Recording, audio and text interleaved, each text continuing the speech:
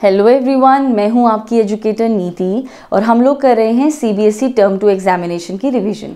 First जो lecture है वो ऑलरेडी हमारा डन है, जो कि है aggregate demand and aggregate supply and it's related concept. जिन्होंने भी वो वीडियो नहीं देखी है वो पहले उस वीडियो को देखें, जिसका लिंक जो है मैं आपको डिस्क्रिप्शन बॉक्स में दे दूंगी। उस वीडियो में हमने पढ़ा था about the aggregate demand, aggregate supply and the consumption function. तो नेक्स्ट जो हमारी वीडियो है आज की, उसमें हम लोग लेकर के चल रहे हैं कंजम्पशन फंक्शन का स्लोप। ठीक है, तो आइए हम लोग चलते हैं हमारे सेकंड लेक्चर की ओर। ठीक है, तो इसमें हम लोग जो डिस्कस करेंगे that is slope of C line. Slope of C line जो होता है वो एक्चुअल में इंडिकेट करता है मार्जिनल प्रोपेंसिटी टू कंज्यूम को। ठीक है, तो मार्जिनल जो प्रोपेंसिटी टू कंज्यूम है या फिर जो स्लोप है वो इंडिकेट क्या करता है, तो ये इंडिकेट करता है रेट को या फिर कह सकते हैं रेशो को at which C increases in response to increase in the income. इसका मतलब क्या है कि इनकम में चेंज होने से आपके कंजम्पशन में कितना चेंज आया, वो जो रेट है जो आपको चेंज के बारे में बताएगा, उस रेट को ही हम लोग स्लोप ऑफ सी लाइन बोलते हैं। आई एम रिपीटिंग अगेन, जिस रेट से आपकी कंजम्पशन चेंज होती है with the change in the increase और डिक्रीज इन द इनकम, उसको हम लोग क्या बोलते हैं, स्लोप ऑफ सी लाइन बोलते हैं। ठीक है, तो स्लोप जो है आपका सी लाइन का, उसका फॉर्मूला क्या होता है, उसका फॉर्मूला होता है change in C by change in Y. Change in C हम लोग न्यूमरेटर में रखेंगे और चेंज इन वाई को हम लोग किस में रखेंगे, डिनोमिनेटर में रखेंगे। और जो वैल्यू है आपकी मार्जिनल प्रोपेंसिटी टू कंज्यूम की, वो लाई करती है किसके बीच में, 0 से 1 के बीच में लाई करती है। जो 0 है वो एमपीसी की मिनिमम वैल्यू हो सकती है और जो एमपीसी है वो हमारी क्या हो सकती है, मैक्सिमम वैल्यू। तो आपको ये बात याद रखनी होगी कि जो वैल्यू है एमपीसी की वो लाई करती है 0 से 1 के बीच में। 0 will be the minimum value and the 1 will be the maximum value. तो चलिए देख लेते हैं स्लोप ऑफ सी लाइन को with the help of A table. तो अब हम लोग एक टेबल क्रिएट करेंगे। जैसे कि आप सब देख सकते हैं कि इसमें हमने 4 जो है कंपोनेंट्स लिए हैं। Number 1 y, number 2 consumption, number 3 change in y that is increase और डिक्रीज इन द इनकम, जो कि मैंने आपको बताया था, and then another one is your change in c यानी कि चेंज इन कंजम्पशन। तो हमने जो टेबल ली है, आपके लिए बेस्ट बात यही है कि जो भी हम लोग टेबल ले रहे हैं फर्स्ट लेक्चर में या सेकंड लेक्चर में, वो आपकी सेम है, तो आपको कोई नई टेबल याद करने को नहीं रहेगी। आप इसी टेबल की हेल्प से बहुत सारी जो चीज़ें हैं, बहुत सारी रिलेशनशिप्स को बता सकते हैं। तो पुरानी वाली टेबल का इस्तेमाल करेंगे। जिन्होंने भी ये टेबल नहीं देखी है वो आप लोग फर्स्ट वीडियो में देख सकते हैं। तो हमारी जो टेबल है दैट इज इनकम 0, 100, 200, 300 हमने लिया, और हमारी जो कंजम्पशन है दैट इज 40, 120, 200, 280, ये हमने कंजम्पशन लिया। अब जैसे कि चेंज इन वाई अगर आपको निकालना है तो आप कैसे निकाल सकते हैं बच्चे, तो चेंज इन वाई अगर आप देखें तो 0 से ऊपर तो कुछ है ही नहीं, तो चेंज इन वाई इसका क्या होगा, ब्लैंक होगा। अब देखिए यहाँ पे अगर चेंज निकालना है तो कैसे निकालेंगे, तो 100 माइनस 0 100, 200 माइनस 100 100, 300 माइनस 200 100। तो चेंज इन वाई क्या आया everyone, 100 100 100 that is constant amount. Same इसी तरीके से जैसे कि हमने चेंज इन वाई निकाला है, उसी तरीके से नेक्स्ट स्टेप में हम लोग क्या निकालेंगे, change in C, change in consumption को निकालेंगे। Again first will be the blank one. ठीक है, नेक्स्ट हम लोग कैसे निकालेंगे चेंज, 120 माइनस 40 80, 200 माइनस 120 80, 280 माइनस 200 80। इसका मतलब जो चेंज आया हमारा कंजम्पशन में वो भी क्या है, 80 80 80। चाहे हमारी इनकम 100 है तो भी चेंज इन सी 80 है, हमारी 200 इनकम है तब भी 80 है, एंड सेम इसी तरीके से नेक्स्ट वन में भी। तो ये है हमारी टेबल जिसके थ्रू हम लोग स्लोप ऑफ सी लाइन को अच्छी तरीके से प्रेजेंट कर सकते हैं, दिखा सकते हैं। अब यहाँ पे हम लोग देखेंगे कि जैसे कि अगर हमें इसी टेबल में से एमपीसी निकालना हो, कैलकुलेट करना हो, तो कैसे करेंगे, तो एमपीसी का फॉर्मूला बच्चे क्या होता है, that is change in C by change in Y. अब तक आपको याद ही हो गया होगा। तो हम लोग करेंगे इसका फॉर्मूला पुट करके इसकी वैल्यूज पुट करेंगे और एमपीसी की वैल्यू को कैलकुलेट करेंगे। तो चलिए आइए कैलकुलेट करते हैं। तो change in C by change in Y, तो चेंज इन सी कितना है बेटा, 80 80 80 दैट इज 80। उसके बाद चेंज इन वाई है हमारा क्या 100, तो यहाँ पे रखेंगे 100। तो 80 को जब 100 से डिवाइड करेंगे तो ये हमारी पास वैल्यू जो आएगी दैट विल बी 0.8। ठीक है, तो MPC हमारा 0.8 आ गया। तो चलिए देख लेते हैं टेबल के साथ साथ डायग्राम। ठीक है, तो यहाँ पे x एक्सिस लिखा, y एक्सिस लिखा हमने। यहाँ पर x एक्सिस पे हमने शो किया इनकम और y पे हमने शो किया कंजम्पशन। जैसे कि मैंने आपको प्रीवियस वीडियो में बताया था कि जो कंजम्पशन है आपका वो आपका कभी भी 0 से स्टार्ट नहीं हो सकता, इसी वजह से कंजम्पशन हम लोगों ने 0 से स्टार्ट ना करके ऊपर से स्टार्ट किया है। अगर इस टेबल की बात करेंगे तो यहाँ पे जो कंजम्पशन है वो 40 से स्टार्ट हो रहा है। और मैंने आपको जैसे कि पहले भी बताया था, ऐसा कंजम्पशन जब आपकी इनकम लेवल 0 हो तब ऐसे कंजम्पशन को हम लोग ऑटोनोमस कंजम्पशन कहते हैं, जिसको कि डिनोट किया जाता है किससे, C बार से, दैट इज ऑटोनोमस कंजम्पशन। तो यहाँ पे अगर ऑटोनोमस कंजम्पशन की बात करें तो ऑटोनोमस कंजम्पशन यहाँ पे क्या है, इसकी वैल्यू क्या है, वो है बच्चे 40। ठीक है, तो अब यहाँ पे 40 से हमने स्टार्ट किया, स्ट्रेट लाइन है हमारी कंजम्पशन फंक्शन की। ये जो लाइन है वो हमारी C की लाइन है, दैट इज कंजम्पशन फंक्शन की लाइन है। ठीक है, तो यहाँ पे अगर हम लोग देखें तो बेटा ये जो आपकी x एक्सिस है ये इनकम दिखा रही है, तो उसी तरीके से अगर ये चीज़ इनकम है तो ये भी क्या होगी, इनकम। ठीक है, ये हमारी कंजम्पशन की लाइन है तो ये लाइन भी क्या होगी, कंजम्पशन की लाइन होगी। तो ये हमारा कंजम्पशन की लाइन को शो कर रहा है और ये इनकम की लाइन को शो कर रहा है। तो हमने ये 2 पॉइंट्स ले लिए और इन्हीं दोनों पॉइंट्स से रिलेट करते हुए जब हमने चेंज इन C और चेंज इन Y निकाला तो चेंज इन C आया हमारा 80 और चेंज इन Y हमारा आया 100, और उसी की दोनों की हेल्प से हम लोग क्या निकालेंगे, MPC निकालेंगे, दैट इज 0.8। ठीक है, तो ये हमारा रहा स्लोप ऑफ C लाइन। ठीक है, नेक्स्ट हम लोग करते हैं यहाँ पर कि ये जो स्लोप है हमारा C लाइन का वो कौन सी लाइन बन रही है, क्या वो एक स्ट्रेट लाइन शेप है या वो एक कर्वी लीनियर की शेप है। तो आपको खुद ही देख करके डायग्राम से पता लग रहा होगा कि इसकी जो शेप है वो एक स्ट्रेट लाइन है। कौन सी लाइन है एवरीवन, स्ट्रेट लाइन है। अब ये स्ट्रेट लाइन क्यों है, कई बार ये क्वेश्चन आपका 1 मार्क्स में भी आता है। बेसिक नॉलेज होनी चाहिए इस चीज़ की कि आपका जो C लाइन है उसका जो स्लोप है वो स्ट्रेट लाइन क्यों है। इसका सीधा सीधा आंसर है क्योंकि MPC की वैल्यू कांस्टेंट है, 0.8 है at every level of income. इस वजह से आपका जो स्लोप है C लाइन का वो आपका कैसा बना है, स्ट्रेट लाइन बना है। तो आइए अब हम लोग चलते हैं लीनियर कंजम्पशन फंक्शन की डेफिनेशन पर। तो बेटा ऐसा कंजम्पशन फंक्शन जिसका MPC कांस्टेंट हो और जिसका MPC कांस्टेंट के साथ साथ स्लोप की जो लाइन हो वो एक स्ट्रेट लाइन हो, तो ऐसे कंजम्पशन फंक्शन को हम लोग लीनियर कंजम्पशन फंक्शन बोलते हैं। क्या बोलते हैं, लीनियर कंजम्पशन फंक्शन। ठीक है, तो ऐसा कंजम्पशन फंक्शन जिसका MPC कांस्टेंट हो और उसका जो लाइन का जो कर्व है यानी कि एक तरीके से ग्राफ है वो कैसा बने, स्ट्रेट लाइन बने, उसको हम लोग लीनियर कंजम्पशन फंक्शन बोलेंगे। अब हम लोग चलते हैं algebraic expression of the C function पे। तो जो अलजेब्रिक एक्सप्रेशन है आपका C फंक्शन का वो क्या है, that is C is equal to में C बार प्लस में BY। अब यहाँ पे C का मतलब क्या है, यहाँ पे C का मतलब है कंजम्पशन। ठीक है, यहाँ पे C का मतलब क्या है, कंजम्पशन। और देन C बार, तो C बार का मतलब क्या है यहाँ पर, autonomous consumption.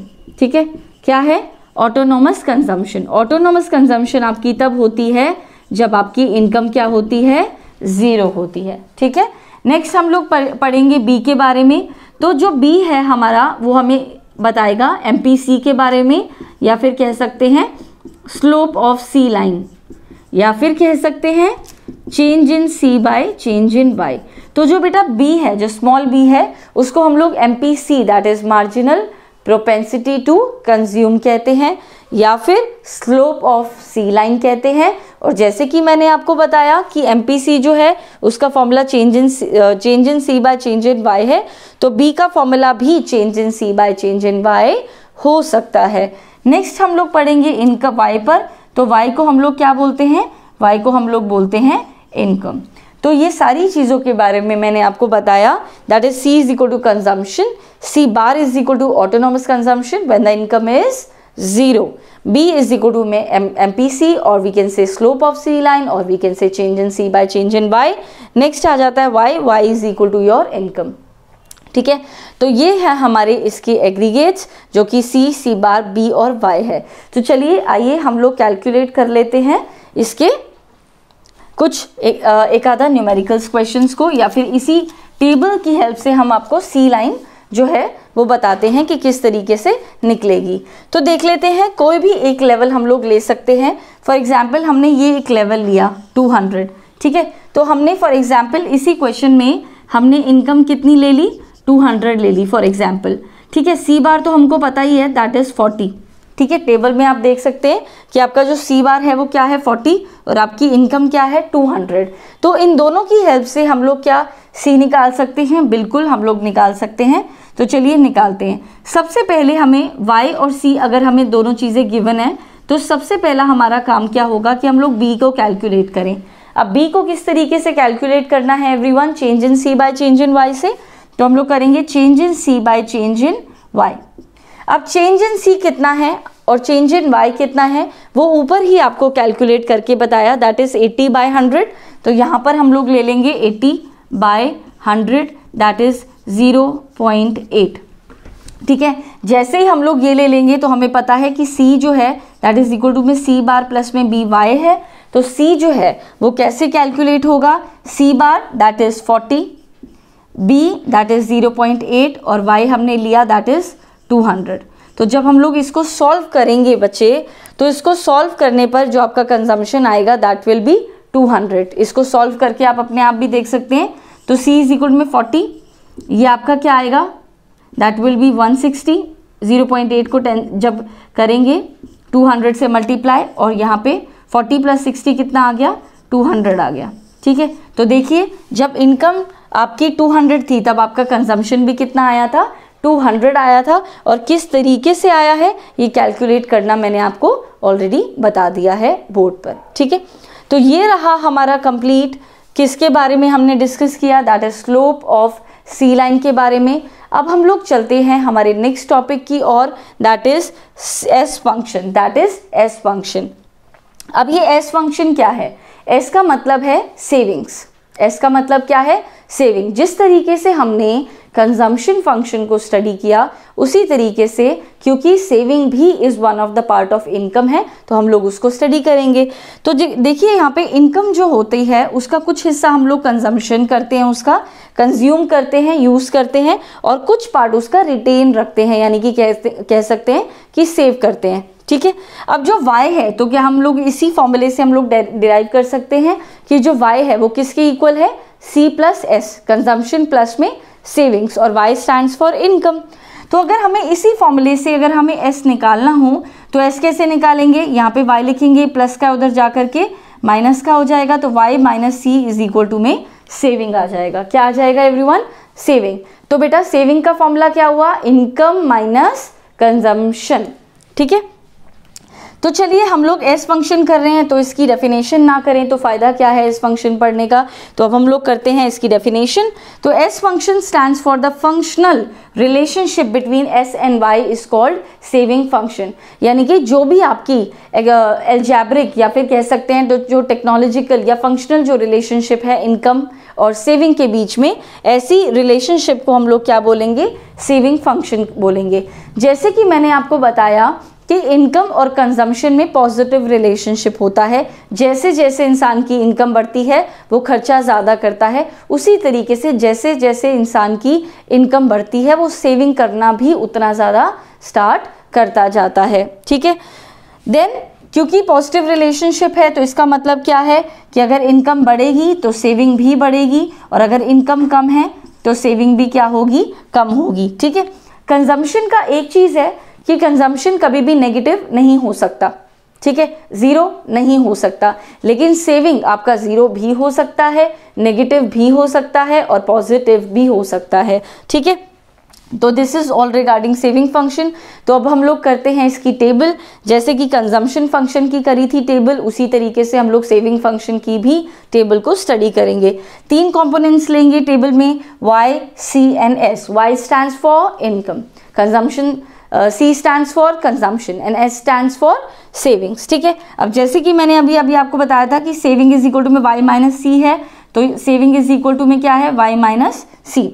Again table will be same, 0, 100, 200, 300, 400, consumption 40, then 80 का डिफरेंस लेना है, 120, 200, 280 एंड देन 360, ठीक है। अब सेविंग हमको निकालना है, तो सेविंग हम लोग कैसे निकालेंगे बेटा, देखिए इसको हम लोग बोलते हैं ऑटोनोमस कंजम्पशन। 40 को हम लोग क्या बोलेंगे, ऑटोनोमस कंजम्पशन, क्योंकि इनकम जब 0 है तब कंजम्पशन कितनी कर रहे हैं हम लोग, 40, ठीक है।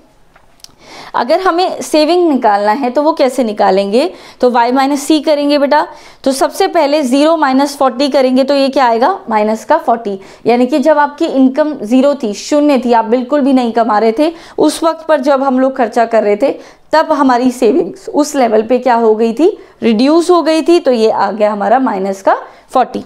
देन है इनकम बढ़ी तो कंजम्पशन भी बढ़ा और सेविंग भी बढ़ी, पहले माइनस 40 थी, अब माइनस का 20 हो गया है ना।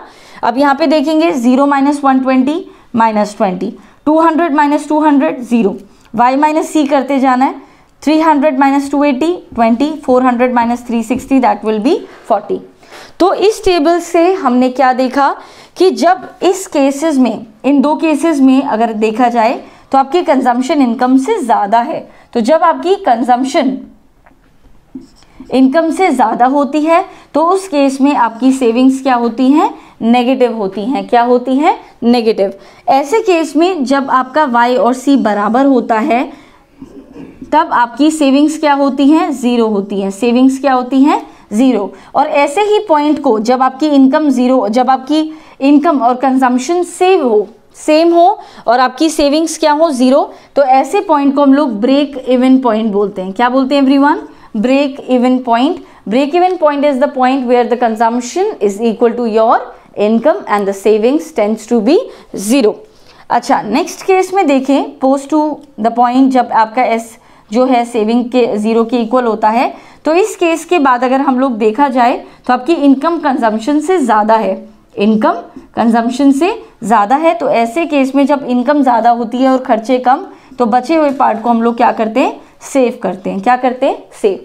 तो इस चीज़ को आपको बहुत ज़्यादा ध्यान में रखना पड़ेगा कि जब आपकी कंजम्पशन इनकम से ज़्यादा होती है, पैसे हैं नहीं फिर भी खर्चा कर रहे हो, सेविंग्स नेगेटिव, उतने ही पैसे हैं जितने की खर्च कर दिए आपने, ठीक है, दैट इज सेविंग क्या हो जाएंगी, 0।